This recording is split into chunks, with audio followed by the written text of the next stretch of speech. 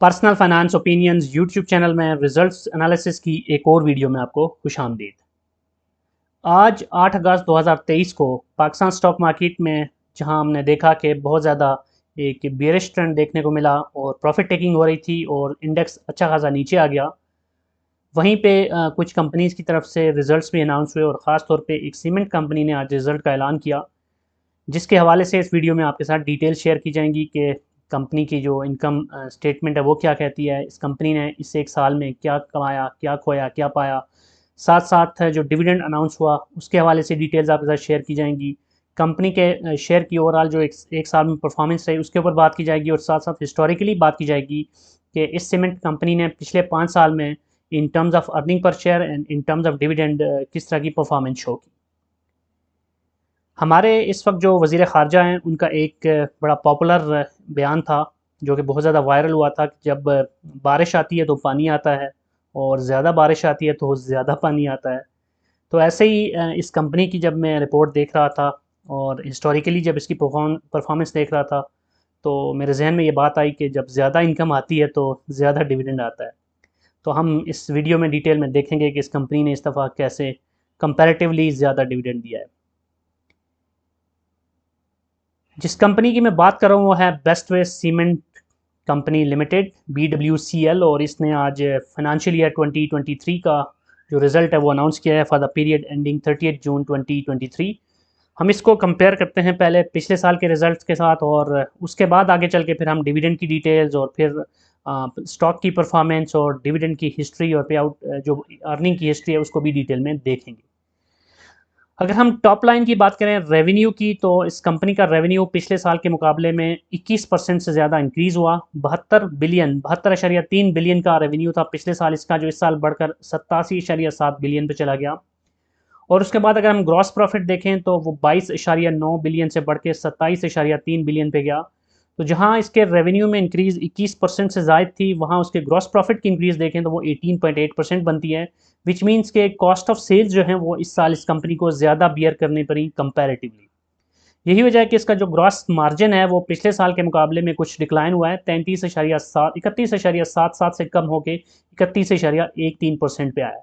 बहुत बड़ा डिक्लाइन तो नहीं है, लेकिन in any case it still shows के कंपनी को इस साल अपनी जो कॉस्ट ऑफ सेल्स हैं वो थोड़ा ज़्यादा बर्दाश्त करनी पड़ी।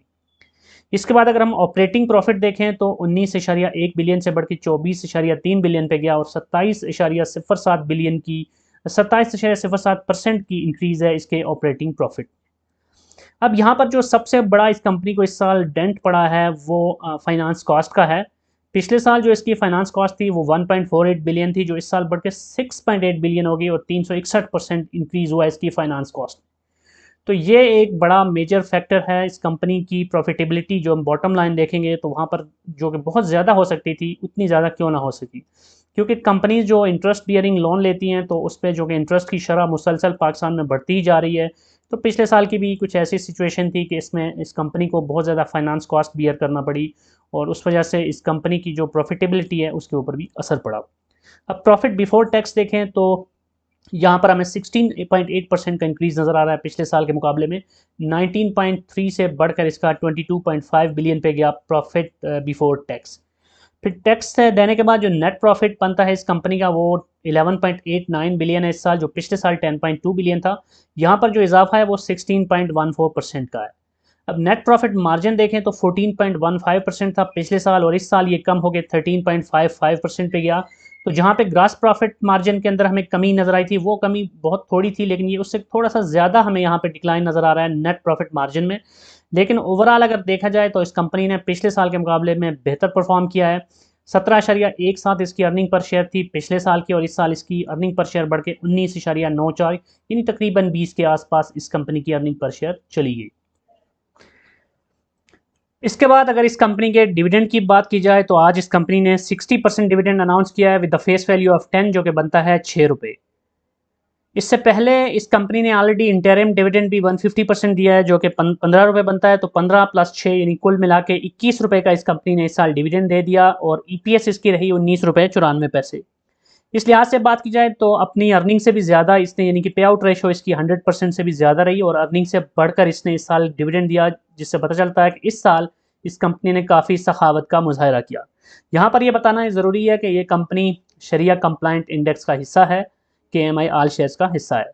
अब अगर इंटरिम डिविडेंड के अलावा बोनस शेयर्स की बात करें तो ऐसा इस कंपनी ने कोई बोनस शेयर्स नहीं दिए थे, और इस कंपनी की हिस्ट्री भी ऐसी है कि ये नॉर्मली डिविडेंड ही देती है, बोनस शेयर्स नहीं दे रही होती है। अब इंपॉर्टेंट डेट्स की बात करें तो इसकी जो बुक क्लोजर डेट बनती है वो है 26 अगस्त, और इस लिहाज से जो इसकी एक्स डेट बनती है वो 24 अगस्त, स्पॉट डेट बनती है 23 अगस्त 2023। इस वक्त जब मैं ये वीडियो बना रहा हूँ तो इस कंपनी के शेयर की जो प्राइस है वो 154.25 रुपये है। तो इस लिहाज से अगर आप आज की प्राइस पे 1 लाख रुपए के शेयर इस कंपनी के लेते हैं तो 648 शेयर्स आप इसके ले सकते हैं, और 648 शेयर्स पे जो डिविडेंड बनता है वो तकरीबन 3,890 रुपये बनता है। ये जो मैं अमाउंट बता रहा हूँ ये बिफोर टैक्स एंड ज़कात डिडक्शन है, तो आप फाइलर या नॉन फाइलर हैं उस हिसाब से आप कैलकुलेशन कर सकते हैं, क्योंकि ये जो अमाउंट मैं मेंशन करता हूँ ये हमेशा एक एस्टिमेटेड अमाउंट होती है, एक्चुअल अमाउंट इससे कुछ ऊपर नीचे हो सकती है। डिविडेंड यील्ड की बात करें ट्रेलिंग 12 मंथ की, तो इस कंपनी की जो डिविडेंड यील्ड रही वो 13.61 रही। अब डिविडेंड यील्ड इतनी बहुत ज़्यादा कोई अच्छी भी नहीं लेकिन कोई बुरी भी नहीं है। अबव 10% डिविडेंड यील्ड बेहतर डिविडेंड यील्ड होती है, कीपिंग इन माइंड कि अगर कैपिटल गेन भी किसी कंपनी में मिल रहा हो। अब इसमें कितना कैपिटल गेन मिल रहा है उसको अगर हमने देखना हो तो यहाँ पर पिछले 1 साल का आप इसका ग्राफ देखें तो आपको एक बहुत ही ज़बरदस्त किस्म का एक अपवर्ड ट्रेंड इस कंपनी के शेयर के अंदर नज़र आ रहा है, और पिछले 1 साल के दौरान इस कंपनी ने बहुत बेहतर परफॉर्म किया है इसके शेयर ने। और 52 वीक्स यानी 1 साल के लो की बात करें तो 120 रुपये रहा, और जो हाईएस्ट है वो 161.99 रुपये, और एज ऑफ नाउ ये 154.25 है। तो मैक्सिमम जो पॉसिबल कैपिटल गेन था इस 1 साल के अंदर वो 34.99 यानी तकरीबन 35% था। तो 35% का आइडियल सिनेरियो के अंदर मैक्सिमम अगर कोई कैपिटल गेन भी इसमें से हासिल कर ले और 13.6 से ज़ायद इसकी डिविडेंड यील्ड भी हो, तो ओवरऑल देखा जाए तो ये एक अच्छा शेयर कहलाएगा पिछले 1 साल की परफॉर्मेंस की बेस पे। माजी में भी अब अगर हम देखें इस कंपनी की परफॉर्मेंस को तो हर साल इस कंपनी का एक अच्छा रिकॉर्ड रहा है, एक्सेप्ट फॉर 2020 जहां पर ओवरऑल देखा जाए तो कोविड की वजह से चीज़ें नीचे थी और जो इंडस्ट्रीज़ थी वो अच्छा परफॉर्म नहीं कर रही थी, और सीमेंट सेक्टर भी काफ़ी उसके से इम्पैक्ट हुआ था।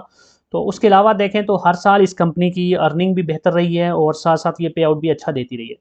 2019 में 16.93 रुपये की अर्निंग के साथ इसने 11 रुपये डिविडेंड दिया। 2020 में इसकी अर्निंग बहुत थोड़ी थी, 0.08 अर्निंग पर शेयर, और इसने 3 रुपये बहरहाल फिर भी डिविडेंड दिया था अपने शेयर होल्डर्स को।